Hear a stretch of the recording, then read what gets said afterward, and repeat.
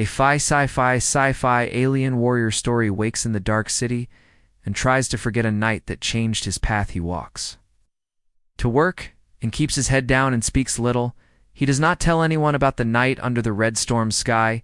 He does not tell anyone about the tall warrior with silver eyes and dark skin like deep ocean stone. He does not tell anyone that she looked at him with a calm fire and chose him for one night only. His name is Craig, and he likes quiet life and small rules he counts. Bus stops and drinks weak coffee and listens to old songs on a small player. His friend Lily jokes that he is a ghost in daylight. His neighbor Megan says he needs to try more and dream bigger. He nods and smiles and lets words pass like a warm wind. Remembers the night when the sky tore open over the lake. A ship like a crescent hovered in silence. Above the water, light fell like rain without drops. In that light stood the warrior, who called herself Araya, with a voice that felt like low thunder in his bones. She was not human, yet she moved with calm grace and a slow smile that felt human and Kinderaya. Wore armor like living dusk, lines of soft glow traced her arms and ribs. Her hair moved like it had its own tide. She rested a hand on his chest, and the night seemed to hold its breath. She asked with her eyes if he was afraid. He was, but he stayed there. Spoke with hands and soft sounds and simple words.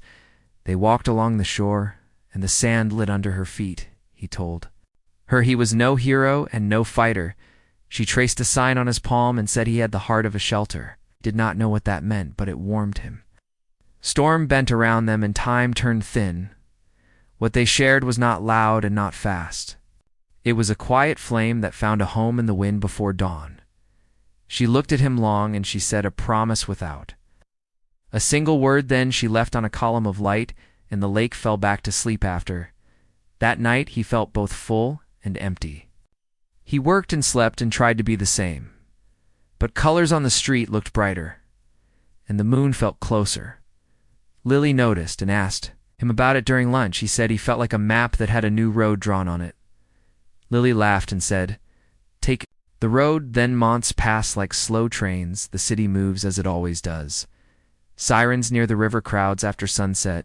Megan gets a new job and brings over fresh bread one evening. They eat in the small kitchen and talk about movies and small things. He looks out the window at the strip of sky and thinks of Silver Ice own night. A low sound rolls over the rooftops. Not sirens and not thunder, a sound like a drum underwater. The lights in the hallway flicker. He steps outside and the air tastes like rain and iron. Neighbors look up and point. A small ship slides down through the cloud cover and stops above the street like a patient star feels the world narrow into a line between his door and that light. He walks to the curb. People watch with open mouths and wide eyes. Phone screens rise like a field of tiny moons.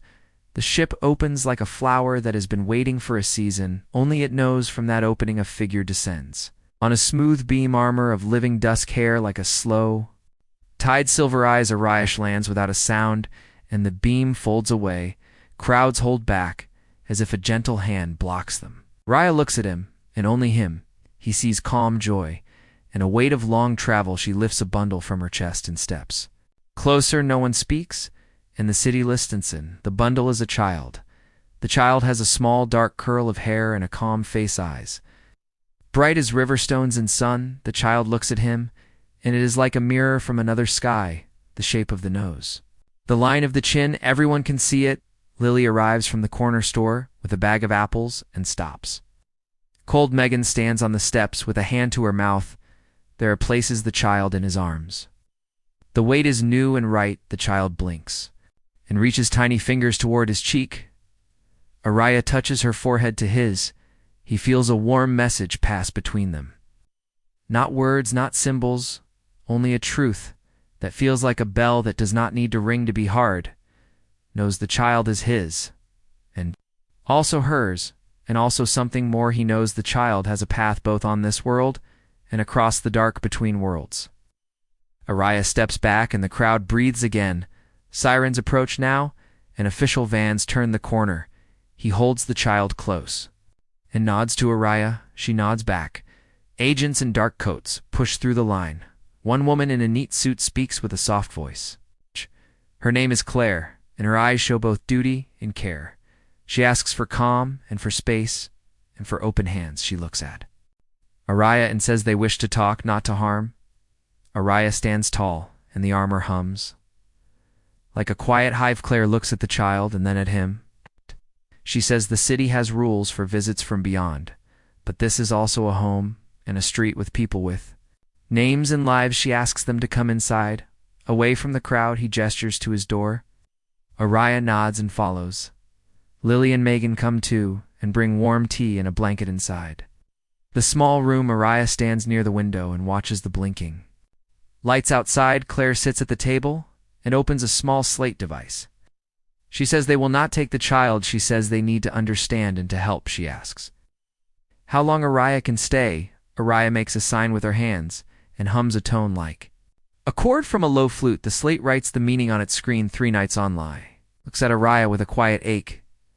3 nights to learn a life, 3 nights to plan a future, 3 nights to guard a small flame from a fast wind. He names the child Hope because the word fits like a soft coat. Araya smiles and repeats the name in her accent, and it sounds like warm rain. During those nights the city watches but keeps a respectful distance. Claire sets a gentle perimeter and a curfew. On the street, neighbors bring food and soft toys and small notes written with care. Megan reads to Hope in a calm voice. Lily makes silly faces that win tiny smiles. Araya shows how to wrap Hope in fabric that shifts warmth. Like a living thing, she shows how to touch a spot behind the left ear to calm her. When she stirs, she tells through gestures and tones that Hope will one day sing to light and bend it as a friend. Learns to move with the small breaths and small sounds of his child. He learns the way to hold her so she feels the rhythm of his heart. He learns that he can ask for help and that people like to answer with kindness. He learns that fear can sit with love at the same table and not drive it away in the second night. Shadow moves across the street. A tall figure stands at the end of the block and watches with a still face. Claire signals to her team, but Araya raises a hand and says no with a look. Araya steps outside and the night air turns cool. He follows with Hope in his arms and Lily and Megan behind him. Him's tall figure as a rival from the star's armor is harder and colder than Araya's eyes. Like ice before winter, the rival speaks in a crackling tone that the slate turns into words the child must join. A distant clan, or be seen as a threat. Araya steps between the rival and the doorway. Her shoulders widen and the armor brighten. Araya speaks without fear. The slate writes the words in a clear line. This child is bridge, not blade. Bridge between shore and shore. The rival tilts the head as if weighing a scale inside. Claire steps closer and says the city will protect the child. She says the law of the street and the law of the stars can meet here for one small life. Eth rival studies the faces, sees Lily, who stands with a bag of apples held like a shield, sees Megan, who shakes but does not step back, sees Claire, who holds duty like a steady lantern, sees him who holds hope like a torch that will not burn but will light the way. Rival lowers the weapon armor, sign is made in the air, and a small drone descends and leaves a shard of crystal by the curb. The slate reads the shard and shows a pact in soft symbols. The clan will watch, but will not take the child, may choose it. Age 15 in the measure of this world, the decision will be hers and hers alone. Araya looks at him and smiles with relief that shows like dawn at the edge of a storm. The third night clouds gather again. Araya must return to her war and her people. She stands in the small room and looks at every corner like it is already a memory. She touches the wall, the table, the blanket, the cradle. She touches Lily on the shoulder and Megan on the cheek and Claire on the hand. She places 2 fingers over Hope and closes her eyes. A soft glow spreads across Hope like a thin veil. The slate writes its meaning, a gift of warm sight and safe path in dark places. Araya steps to him and leans her forehead to his. Again he feels that same bell of truth. With no sound, he tells her he will be good and steady and brave. When he must, he tells her that Hope will know both shores and choose her own way. Araya leaves before dawn. The beam takes her, and the ship folds into the sky like a bird into cloud. The city exhales, and morning rises slow and gold. He stands with Hope in the doorway and watches the place where the ship was. Lily leans on the railing and wipes her eyes with a sleeve. Megan brings warm bread again, and they share it with butter.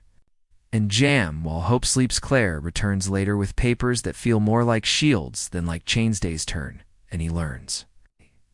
New steps in the dance of care, he changes plans and shifts hours and finds new work at a small shop that sells old radios and maps. The owner is kind and shows him how to fix things that sing and guide. Customers smile at the baby and leave with a lighter heart than when they came in. Lily visits after work and Megan on weekends. They tell stories about people who find family in odd ways and in odd times. News crews request interviews, but he says no most days when he says yes. He keeps it simple. A child is a child, a home is a home, hope is hope. He